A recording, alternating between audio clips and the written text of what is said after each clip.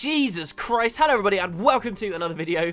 Today we had some massive news. It was revealed last week on ReadyUp that they would reveal the first Guild Wars 2 Elite Specialization this week. Well, that happened today. There was a very mesmery looking image tweeted out by ArenaNet just a couple of days ago, which led many of us to believe it was going to be the Mesmer Specialization, and indeed it was! That's what you guys just saw. They have now talked to us about the Chronomancer. I've been speculating there was going to be the Chronomancer for a while. Quite a few people have been, and for good reason. The Mesmer is already a class that seems to have some affinity with time. It has stuff like Time Warp associated with it. But also the Chronomancer was actually going to be a Guild Wars 1 profession that ended up getting cut there when they decided not to do their 4th campaign, Utopia, and do Guild Wars 2 and Eye of the North instead. 2 professions got the shaft. One of them seemed to be like a summoner profession, which maybe could be appearing as an elite specialization at some point as well, maybe Necro or something. But the other one was going to be the Chronomancer, and Chronomancer was much more fleshed out. Chronomancer concept art is what you're seeing on the screen right now, and finally we can play this class in Guild Wars 2. This is the first elite specialization. If you've been out of the loop with the elite specialization news and how the new specialization system will work, I'll give you a link in the description, but I'm not going to go into that here. Basically, this is going to allow Mesmers to adapt into something new. You'll get a new profession icon, you'll get access to new armors, new trait line, new skill, a new mechanic, or as it kind of seems 2 new mechanics here, and a new weapon. The weapon here is going to be the shield. So the blog post ArenaNet put up is called Hidden Arcana, introducing the Chronomancer, and the idea behind this class is it's a time mage. And so they try and give us examples mechanically of different skills they get and how this is all themed around being able to move through time. And their new, like, big new mechanic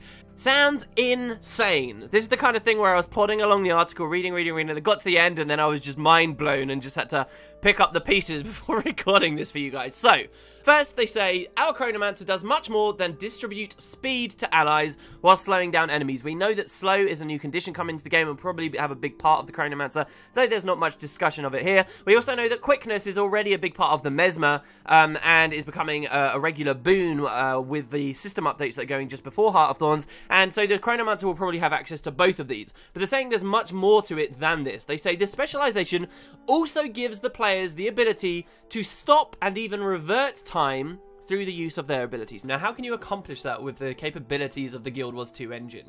Well, first they talked to us about something, a new mechanic, something called Alacrity. Now, Alacrity is an effect that Mesmers will get. They weren't clear whether this was a boon or not. I'm guessing it will just be an effect so that they can't share Alacrity out to allies. But if they can, you know, through things like Signet of Inspiration. Don't forget that the Chronomancer will still have access to a lot of regular Mesmer stuff.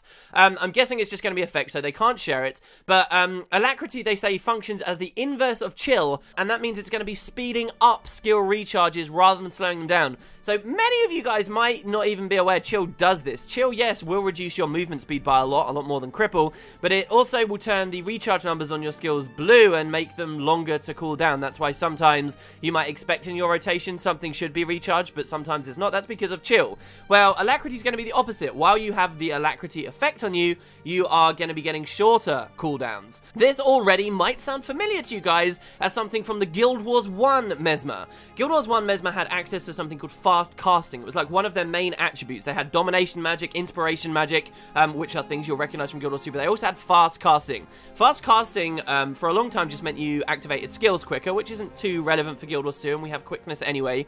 But also in a later update in Guild Wars 1, fast casting meant that the more points you had, the quicker your skills would recharge. And because in that game you could multi-class, it meant that Mesmers could sometimes cast skills belonging to other professions quicker and on shorter cooldowns through fast casting. It was a really cool mechanic, and actually when they revealed that specializations were coming, some of the earlier speculation I did about Mesmer was the idea that they get fast casting coming back, and in a sense, I guess, through Alacrity, they have here. It's funny as well because when I was in Brighton at the NCSoft event, I talked to Isaiah Cartwright, who's responsible for a lot of the balance of the first game, and specifically when they moved to Guild Wars 2, they did a blog post where they talked about how in Guild Wars 2, They were gonna, through the skill system, you know, allowing people only to have 5 skills bound to weapons and things, make it a little bit more arcadey. They wanted to limit the amount of control players had over abilities. See, Guild Wars 1 became a nightmare to balance for them because players had control over every mechanic. So, for example, if ArenaNet added a skill, but the drawback was supposed to be that it had a really long cooldown, players could manipulate that cooldown in so many ways, eventually they'd find a way to break it. So actually, one of the earliest examples ArenaNet gave of moving to Guild Wars 2 was they said they were going to keep certain things like skill cooldowns sacred, and players wouldn't be able to fiddle around with skill cooldowns, and that's been pretty much true since launch. There's been one specific thief trait that had big RNG on it that would really allow you in a big way to manipulate cooldowns in this way, and now they're kind of going gung-ho with that with the Chronomancer. We've even seen in their live streams a little bit where they were talking about other specialization changes, the idea of being able to bulk drop cooldowns on skills, and now I think it's quite clear why they've built that technology. It's because of the Chronomancer and possibly some other specialization too.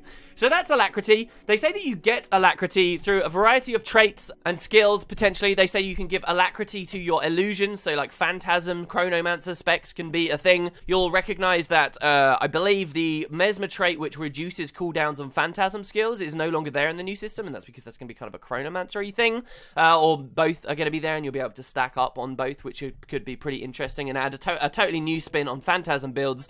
But also, they say that the way you will give yourself Alacrity is through staggering your shatters out. See, because to become a Chronomancer, you have to spec into the Chronomancer Elite Specialization, and that means you will get 3 minors. That means all Chronomancers will have 3 passives that are the same across all of them. One of those passives is that you grant yourself Alacrity when you shatter illusions. And because, I guess, of the way this stacks, they say by staggering your shatters out, you can then maintain much shorter cooldowns across all the skills on your bar, and over long fights then probably out-pressure someone else because you've kept your cooldowns going well. It's going to be like this cool little skill to be able to keep Alacrity on you. So that's Alacrity. Moving on, they talk about the shield. This is the weapon that Mesmer will get. Now, it is only 2 skills.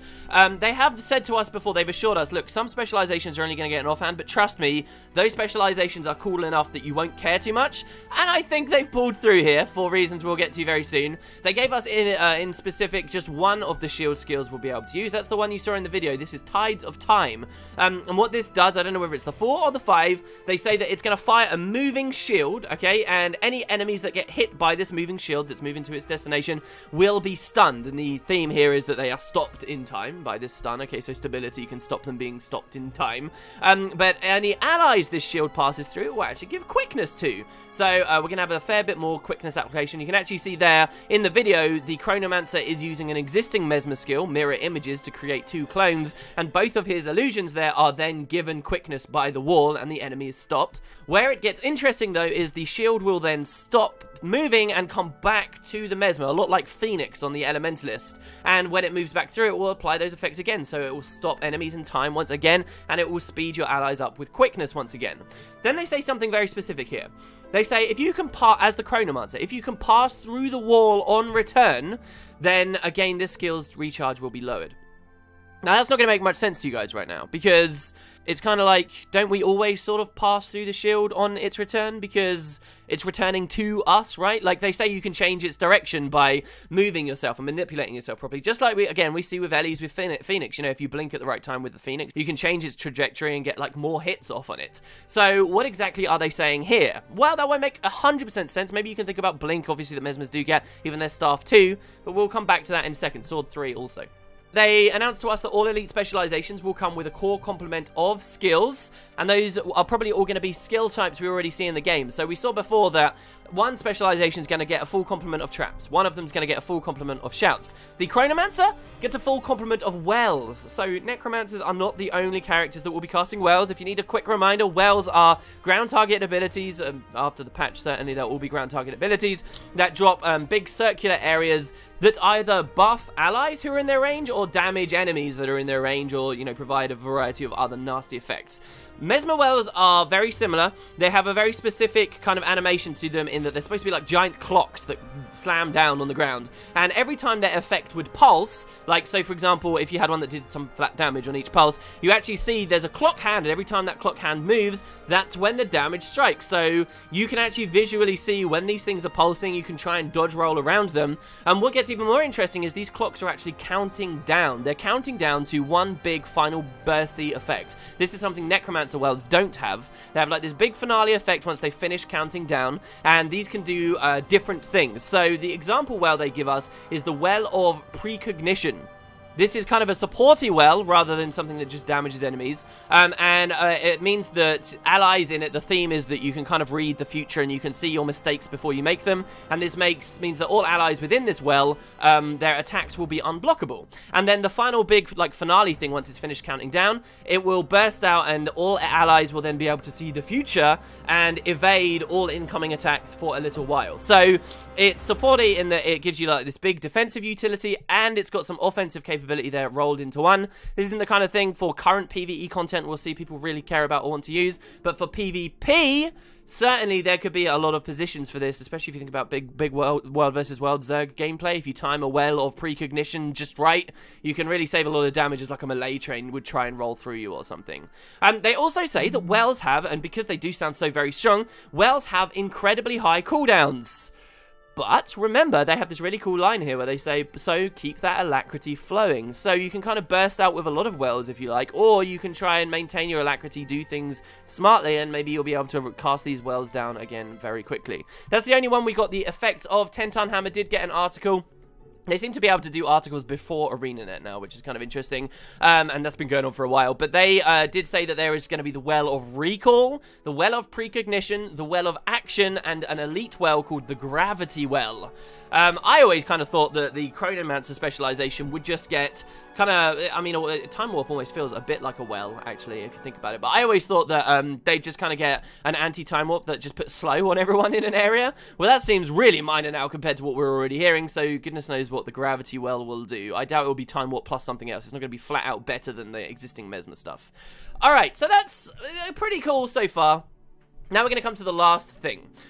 The last thing is their unique mechanic. It's called Continuum Split.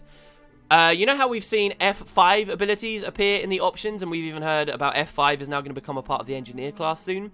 Well, F5 is going to be a thing for Mesmers too. They're getting a 5th shatter. I kind of like someone mentioned this on Reddit, the F5 is actually like refresh for web browsers, and F5 is essentially doing that in game now. So what does Continuum Split do, okay? When you press F5, it's going to shatter all of your illusions, just as shatters do right now. And what this is going to do for a certain duration is displace you from time. Okay, and the amount of time that you are displaced for will be longer depending on how many shatters you actually shattered. So, for example, like with Mind Rack, you know, it gets more potent the more that you break. Well, I'm guessing we're getting the same thing here for Continuum Split. So, what does it mean to be displaced from time? Well, nothing really. You'll just continue to battle as you would. But then, when Continuum Split ends, you will return back to the original timeline. What does returning back to the original timeline mean? It means you teleport back to the location you were originally in, so you can displace from time, run miles away, and then you'll blink back, again, like Spectral Walk. But then it will also move your health back to what it originally was, move your endurance back to what it originally was, and move all of your cooldowns back to what they originally were. That is crazy. Why is that crazy?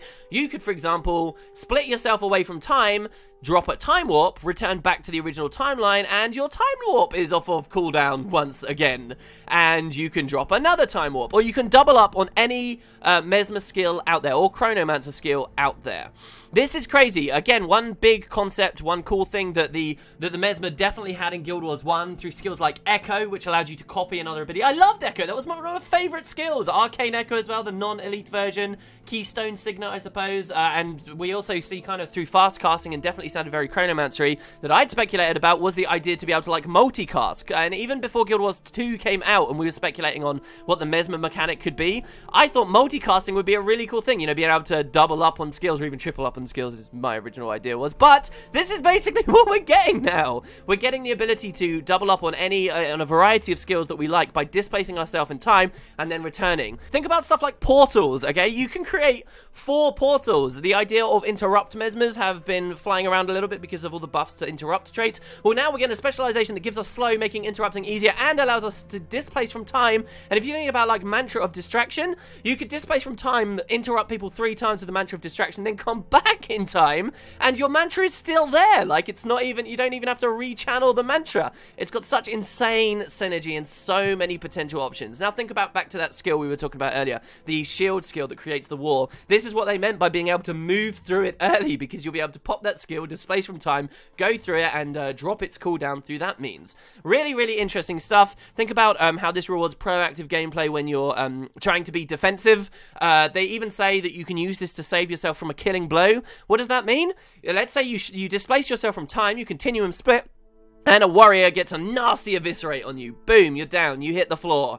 Oh no, but then you're just gonna go back in time and oh, I'm alive again. And then this time maybe I'm gonna pop, he doesn't even have his cooldown up, he doesn't even have the adrenaline anymore, but you know, you're gonna then be able to pop your defensives, get away, and it's like it never happened. Fantastic stuff. Obviously, it's gonna be balanced through cooldowns, and they're gonna make sure, I mean, right now, I think Distortion has a 60-second cooldown, so this will probably be, someone said like 75, I'd expect it maybe to even be as high as 90 or something. This is really, really incredible. It really keys into a lot of things that I wanted to see from the Chronomancer. It even ties into some old stuff we saw with Guild Wars 2 at launch. If you guys remember, the original Death Shroud for Necromancer kind of had Spectral Walk built into it, and the original Death Shroud was a little bit like what this Continuum Split here is. Also, for what it's worth, you can actually, at any time while you're displaced, while you're in the Continuum Split, you can tap F5 again, if you like, to Continuum Shift and return back. So you don't have to just wait out the timer. You can return back to the original timeline whenever you like. And there's just going to be a whole bunch of crazy things. It reminds me of Auspicious Incantation from GW1, but through loads of application wherever you like it. Really, really cool stuff. And that, guys, is basically the Chronomancer. That's what we've heard about it so far. Do consider as well that this isn't everything. We've barely heard about what many of the other wells do. You'll still be able to specialize into 2 regular Mesmer specializations, so like which 2 would you pick? We haven't heard what the other 2 minors do for the Chronomancer, only the one that applies Alacrity. We haven't heard what the 3 Grandmaster Chronomancer traits could be. You know, you might have one that applies a lot of slow around. That's what I'd expect, you know, maybe slow on crit, or slow whenever you shatter, slow whenever you summon a phantasm, slow, you know, whatever. And then, you know, you've still got space for 2 more Grandmasters. There's a lot here. This is actually, now that I've seen it, more than I was expecting. You know, it could have been very easy for ArenaNet to just throw a couple of skills on and be like, there you go, cool, this is our elite specialization. You know, just throw the slow and the quickness around. They didn't do that, and this makes me very excited about future specializations too. But yeah, that's the Chronomancer. Very happy with what I've seen so far. Hopefully we'll get a little bit more information. In fact, tomorrow there will be a point of interest where they'll be playing the Chronomancer. Maybe we'll get a look at some of these traits and a bit more from the elite specialization, some of the well abilities. Let me know what you guys think. I haven't seen anyone who is disappointed with it so far. I've only seen discussions of people saying, why would you want to play a regular old Mesmer? And I think that's just going to come up with every elite specialization. I don't think they're trying to make Guild Wars 2 a game where all the core classes aren't worth using. I think they'll still be worth using, but obviously there's massive incentivization to go Chronomancer right now. So yeah, anyway guys, maybe have some more thoughts on this, more theory craft as I read interesting ideas. If you've got some crazy like double insane Mesmer Continuum Split combo, let me know, and we may talk about it in a future video. Anyway, have a great one guys, see you tomorrow.